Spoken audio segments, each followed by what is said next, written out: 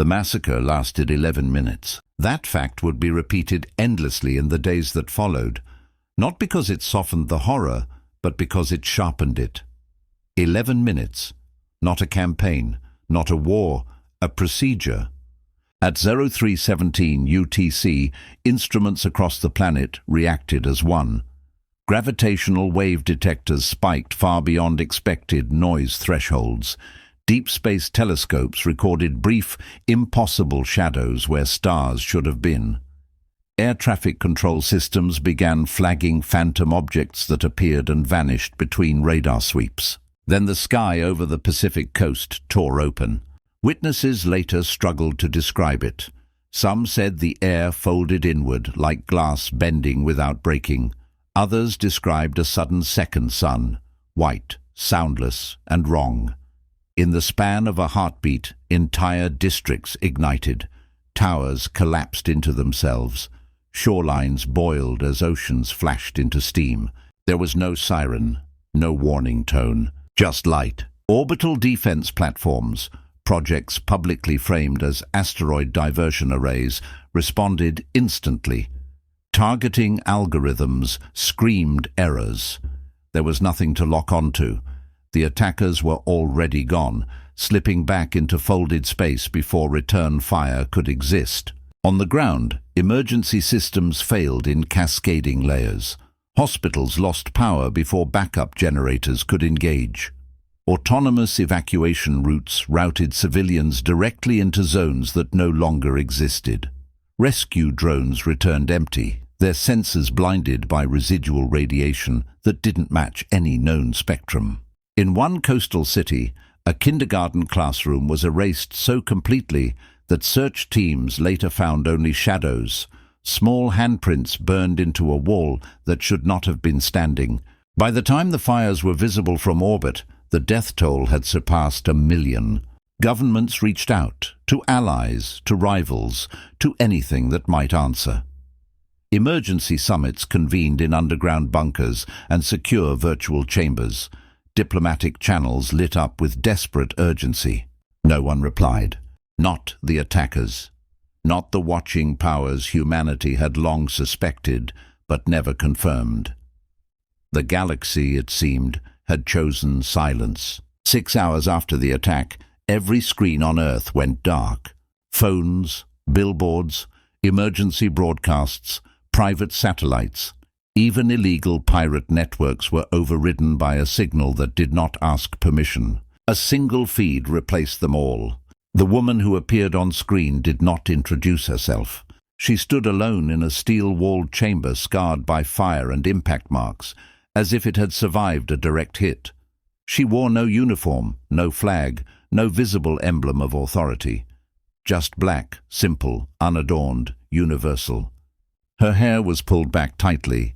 Her face showed exhaustion, but not panic. "This is a planetary broadcast," she said. Her voice was calm, stripped of rhetoric. "If you can hear this, you are human, and this message is for you." Across the world, people stopped running. First responders froze mid-motion. Soldiers lowered weapons they hadn't yet fired. In shattered homes and crowded shelters, millions leaned closer to broken screens. "Today," she continued, "an off-world force attacked Earth without warning. They targeted population centers. They made no demands. They issued no declaration." Images appeared beside her, carefully curated, mercifully incomplete. A skyline reduced to skeletal frames. A coastline scoured bare. Emergency workers digging with bare hands through smoking debris. "They did not discriminate," the woman said. "They did not negotiate." Her gaze never wavered. "For centuries, humanity has believed that civilization meant restraint," she went on. "That progress required us to bury our violence, to deny our instincts, to convince ourselves that mercy alone would keep us safe." A pause. That belief cost us millions of lives today. Behind her, the images changed. Alien vessels, angular, immense, unmistakably artificial, rotated slowly in reconstructed sensor footage. Their paths through space were annotated with cold precision, their entry and exit points marked like surgical incisions. "We have identified the attackers," she said. "We have traced their routes. We know where they came from." The silence deepened. "We attempted diplomacy," she continued. "We followed every interstellar convention we believed existed. We answered curiosity with openness." Her voice hardened just slightly. "They answered with fire." She inhaled once. "Effective immediately," she said. "Earth withdraws from all interstellar conventions, behavioral limitations, and moral constraints that were assumed to be mutual." The words hit like a physical blow.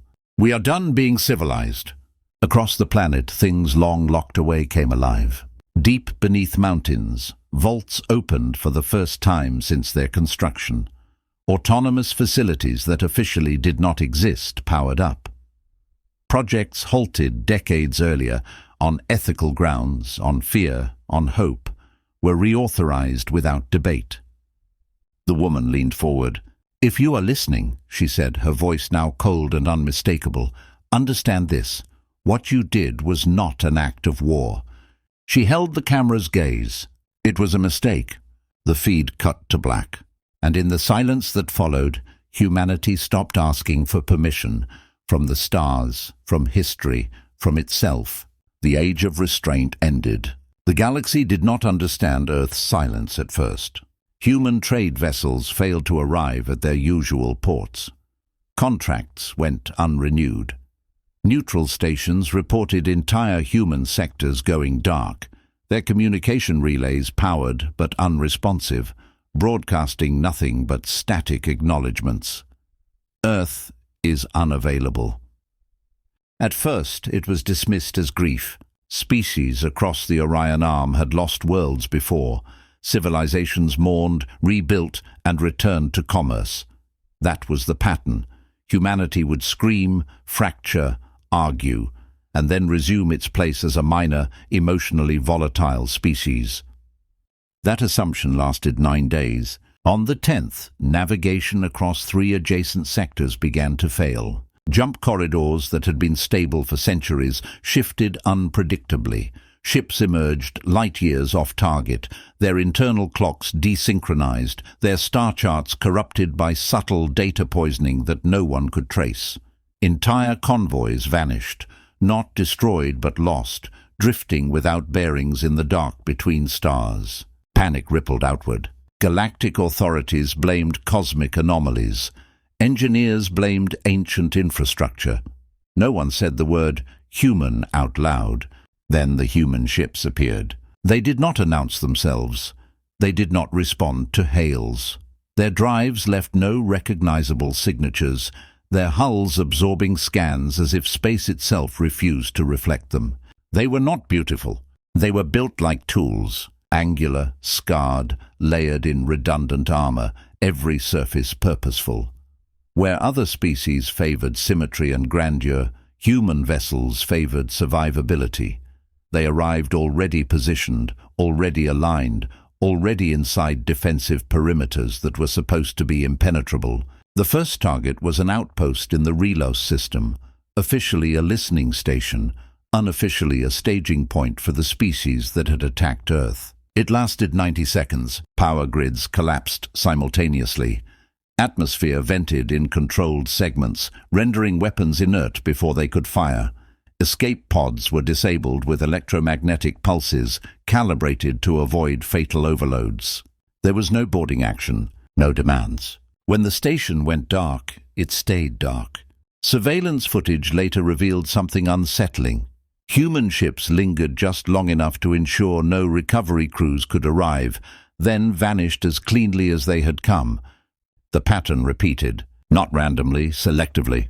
Facilities tied to the original attackers, or those who had provided them resources, intelligence, or quiet approval, were dismantled piece by piece, not annihilated, dissected. Orbital defenses disabled without collateral damage. Command centers erased while residential habitats remained untouched but powerless. Worlds were left intact. Helpless, panic turned to outrage. Outrage turned to fear. A formal protest finally reached Earth through an emergency quantum channel, bypassing standard diplomatic protocols. The message demanded explanation, negotiation, accountability. Earth responded 3 days later, with a single transmission. "We have not abandoned morality," the human voice said, calm, unhurried, unmistakably controlled. "We have abandoned patience." The feed cut to recorded footage. Human evacuation teams moving through shattered alien stations. Medical drones stabilizing wounded non-combatants. Human soldiers, faces hidden behind visors, carrying alien children from collapsed habitats. "We still protect the innocent," the voice continued. "That is not civilization, that is choice." The next image froze the council. Earth, whole, untouched, surrounded by layers of defense no one had detected before. Gravitational distorters, kinetic interceptors, autonomous hunter-killer platforms that did not rely on centralized command. "And understand this," the voice said, hardening. "We are not escalating." The image shifted again. A list of systems went dark, names familiar, powerful, untouchable until now. "We are responding," the voice corrected, "proportionally, precisely, permanently." The Galactic Council convened in emergency session. Demands were drafted, ultimatums considered. None were sent, because everyone understood the message Earth had delivered without saying it outright. Humanity was not seeking revenge. Revenge burns fast and blind. This was something else. Control. Civilization, the galaxy realized too late, had never been humanity's leash. It was a courtesy extended to those who respected it, a restraint maintained by choice, not weakness. And now that choice had been withdrawn. Across the stars, weapons remained powered down. Fleets held position. Old empires reconsidered ancient grudges, not because they feared human violence, but because they understood human restraint and what it meant when it was gone. Earth did not roar. It didn't need to. The silence was warning enough.